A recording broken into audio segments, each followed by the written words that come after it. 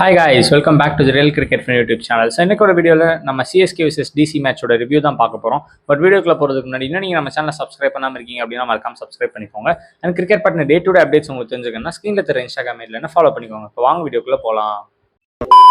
Finally a victory for CSK அப்படின்னு சொல்லலாம். ரொம்ப ஹாப்பியாக இருக்குது அப்படின்னு சொல்கிறத விட ரொம்ப ஃபர்ஸ்ட் ஆஃப் ஆல் ரிலீவ்டாக இருக்குது அப்படின்னு சொல்லலாம். ஒரு மாதிரி ப்ரெஷர் ஆஃப். ஸோ அந்த மாதிரியான ஒரு மைண்ட் செட் தான் இருந்துச்சு. ஸோ இந்த மேட்ச் என்னாச்சு அப்படின்னு சொல்லி டீட்டெயிலாக பார்க்கணும் அப்படின்னா, எப்பயும் போல ருத்ராஜ் டாஸ் தோத்துட்டு we were sent in to bat first. And ஒரு நல்ல இன்னிங்ஸ் அவர்கிட்ட இருந்து வரல. ஒரு 18 பால்ல 15 ரன் அப்படின்றது இன்னைக்கு இருக்கிற மாடர்ன் T20 ஸ்டாண்டர்ட்ஸ்க்கு நான் ஒத்துக்கிறேன். அது ஒரு நல்ல குட் நாக் கிடையாது. But I firmly believe that அவர் வந்து ஹில் கம் அவுட் குட். இப்போ இந்த சீசன் முடிகிறப்ப எடுத்து பார்த்தீங்கன்னா ருத்ராஜ் பேட்ல இருந்து 500 ரன் இருக்கும். ஸோ அதுக்கு வந்து நான் கேரண்டி அப்படின்ற மாதிரி சொல்ற அளவுக்கு இஸ் அ குவாலிட்டி பிளேயர் அப்படின்னு நான் நினைக்கிறேன்.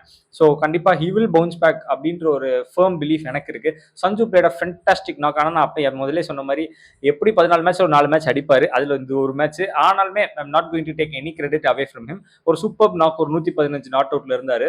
அதுக்கப்புறம் ஆயுஷ் மாத்திரை வந்து இப்போ ஃபுல்லா பவர் பிளே ஃபுல்லாவே சஞ்சு நல்லா விளாண்டாரு.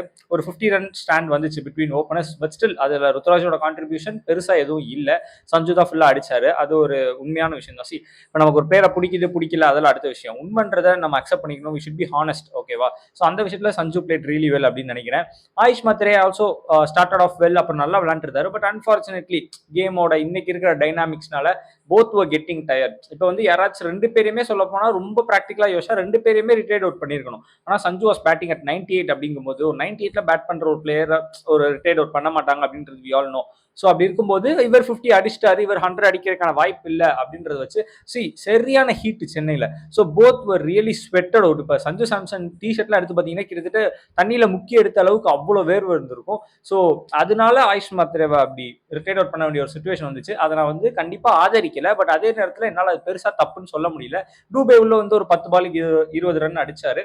Overall we finished on 212. இப்போ இந்த ட்ராக்ல நம்ம ப்ரிவியூல என்ன சொன்னோம் அப்படின்னு சொல்லி பார்த்தீங்கன்னா, ஒரு 250 அடிங்க அப்படின்னு சொன்னோம். அட்லீஸ்ட் ஒரு 230 அடிச்சிருக்கணும். டெஃபினெட்லி வி ஒரு 20 ரன் ஷார்ட். இப்போ சொல்லும் போது என்ன சொல்லுவாங்க அப்படின்னா, அந்த 18 பால் ருத்ராஜ் விளையாண்டதுல 15 ரன் அப்படியே ஒரு 30 ரன் அடிச்சிருந்தாருன்னா இன்னொரு 15 ரன் வந்திருக்கும். So we would have near to the 230 கிட்ட போயிருப்போம். ஸோ அவர் தான் தப்பு அப்படின்னு சொல்லுவாங்க. நானுமே அதை அக்செப்ட் பண்ணிக்கிறேன். Maybe true. இஃப் இந்த மேட்ச் தோத்துறது அது பெரிய கன்சர்னா வந்திருக்கும். பட் லக்கிலி இந்த மேட்சை கொண்டு போய் ஜெயிச்சிட்டோம். அண்ட் பிளேயிங் லெவன்லேயே ரொம்ப ஒரு எப்படி சொல்ல எதிர்பார்க்காத விஷயம். நம்ம சொன்ன ப்ரிவியூல சொன்ன மாதிரி குர்ஜப்ரீத் சிங் உள்ள வந்தாரு. ஃபர்ஸ்ட் பாலே விக்கெட் எடுத்தாரு. அது நல்லா இருந்துச்சு. பட் ஸ்டில் இப்போ நம்ம 212 டிஃபெண்ட் பண்றோம் அப்படின்னு சொல்லும்போது பவர் பிளேல கிட்டத்தட்ட மேட்ச் தோத்துட்டோன்ற மைண்ட் செட்டுக்கு நான் போயிட்டேன். ஏன்னா 4 ஓவர்ல கிட்டத்தட்ட 50 ரன் அடிச்சிட்டாங்க. ஓகேவா? So both openers started off well. உண்மையிலே கேஎல் ராகுலும் சரி 10 நிஸ்காவும் தே ஸ்டார்டட் ஆஃப் வெல் அப்படின்றதுனால ரியலி நான் கூட நினைச்சேன் ஒருவேளை இந்த கேம் போயிடுமோ அப்படின்னு சொல்லிட்டு. பட் ஸ்டில் அதுக்கப்புறம் வி புல் பேக் வெல். இப்போ குட் ஃபீல்டிங் பிளேஸ்மெண்ட் நல்லா வச்சாரு. நல்ல பவுலிங் ரொட்டேஷன்ஸ் நிறைய ஒரு ஆப்ஷன் இருந்துச்சு. இப்போ இந்த கலீல் கம்போஜ் மேட்டன்றின்னு இல்லாம கலீல் கம்போஜ் ஓவர்டனோட அதே மாதிரி ஹேஸ் டு மேக் எப்படி சொல்ல made respect for that guy. ஏன்னா இந்த சீசன் ஆரம்பிக்கிறதுக்கு முன்னாடி இவர் தான் நம்ம டீமுக்கு தேவையில்லாத பிளேயரோ அப்படின்னு என்ன போல நிறைய பேர் நினைச்சிருப்பீங்க. We have to be true. ஓகேவா? ஸோ அப்படி இருக்கும்போது இன்னைக்கு அவர்னால தான் இந்த மேட்ச் ஜெயிச்சோம். Obviously first of all player of the match கண்டிப்பா சஞ்சு சாம்சனுக்கு போச்சு. He was deserve. நான் ஒத்துக்கிறேன். எட் ஐ ஃபீல் இந்த பர்டிகுலர் ஒரு பிச்சில் கிட்டத்தட்ட ஒரு சிமெண்ட் தர மாதிரி இருக்கு. அந்த பிச்சில் ஒரு 4 wickets and 18 runs in 4 overs. It was fantastic from Overton. So my player of the match would go to Overton. But இதை நான் சொன்னா என்ன சொல்லுவீங்க? உனக்கு வந்து சாம்சன் பிடிக்காது அதனால நீ சொல்ற அப்படின்னு சொல்லுவீங்க. So fine. இப்போ player of the match is not important. The impact play gives is important. So உண்மையிலேயே ஒரு பவுலிங்ல ஒரு நல்ல ஒரு எப்படி சொல்ல ஒரு அக்ரெஷன் தெரிஞ்சிச்சு. ஒரு கைண்ட் ஆஃப் கமிட்மெண்ட் இருந்துச்சு. ஃபீல்ட்லேயே ஒரு எனர்ஜி இருந்துச்சு. பிரீவிஸோட கேட்ச், சர்ஃப்ராஸ் கான் சூப்பரா ஒரு கேட்ச் பிடிச்சாரு. ஸோ ஒரு மாதிரி ஓவராலா டீம் வந்து கொஞ்சம் ஜெல்லப் ஆகி ஒரு வி புட் ஃபார்வர்ட் அப்படின்னு சொல்லலாம். ஸோ அந்த மாதிரி இருந்ததுதான் அவங்கள ஒரு 189 அப்படின்ற ஸ்கோருக்கு ரெஸ்ட்ரிக்ட் பண்ண முடியறதுக்கான ஒரு ஆப்பர்ச்சுனிட்டி கிரியேட் ஆச்சு அப்படின்னு சொல்லி நான் நினைக்கிறேன். ஸோ எப்படியும் அந்த ஒரு மேட்ச் ஒரு 23 ரன்ஸ்ல ஜெயிச்சிட்டோம். பட் ஒரு ஹார்ட் ஃபாட் விக்டரி தான். ஓகேவா? ஒரு easy just like that win இல்ல. இப்போ ஐபிஎல் எல்லா கேம்ஸுமே ஹஸ் பிகம் காம்படேட்டிவ். ஸோ எதையுமே உங்களால ஈஸியா ஜெயிக்க முடியாதுன்றதை நான் ஒத்துக்கிறேன். இருந்தாலுமே ஒரு டாமினேட்டிங் விக்டரி கிடையாது. நல்லா போராடி அதே நேரத்தில் விவர் ஒரு 4 ஓவர்ஸ்க்கு அப்புறம் we came into the game. அதை வந்து நல்லா எடுத்துட்டு போனாங்க. இப்போ குர்ஜப்னீத்தா இருக்கட்டும், அதுக்கப்புறம் மிடில் ஓவர்ஸ்ல ஆனா 100 மட்டும் கொஞ்சம் அடி வாங்கிட்டே இருக்காரு. அதுதான் கொஞ்சம் எப்படி சொல்ல ஒரு கன்சர்னிங்கா இருக்கு. அதுமே கலீல் அகமது போட்டு அடிச்சு நகர்த்துறாங்க. ஸோ இட் ஃபீல்ஸ் என்னடா நம்ம ஏன்னா இப்ப நம்ம இந்த சீசன் முன்னாடி பிலீவ் பண்ண 2 பிளேயர்ஸ்னா ஒரு நூர் அகமது இன்னொன்னு கலீல் அகமது. கரெக்டா அவங்க 2 பேர் அடி வாங்குறது தான் ஒரு மாதிரி எனக்கு பர்சனலா கன்சர்னா இருக்கு.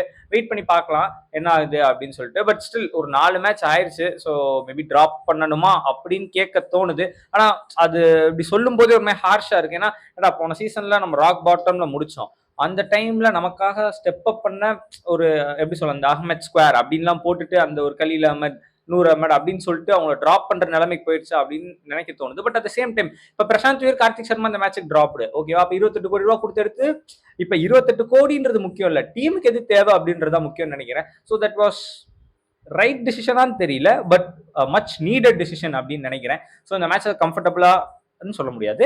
ஓகே ஃபைன், ஓரளவுக்கு போராடி ஜெயிச்சிட்டோம் அப்படின்னே சொல்லலாம். So next match is with KKR. அவங்க நமக்கு கீழே இருக்காங்க. ஸோ கிட்டத்தட்ட ஒரு 1.5 வருஷமா 10வது இடத்துல தொங்கிட்டு இருந்த சிஎஸ்கே இப்போ அந்த இடத்துல இருந்து ஒரு ஸ்டெப் மேல போய் 9th பொசிஷனுக்கு போயிருக்கோம். அப்படியே படிப்படியா முன்னேறி I think we will surely finish in top 4. So wait பண்ணி பார்க்கலாம். Stay connected. I will again meet you for KKR மேட்சோட ரிவ்யூ டுமாரோ. சாரி, கேகேஆர் மேட்சோட preview tomorrow. Until then, bye guys.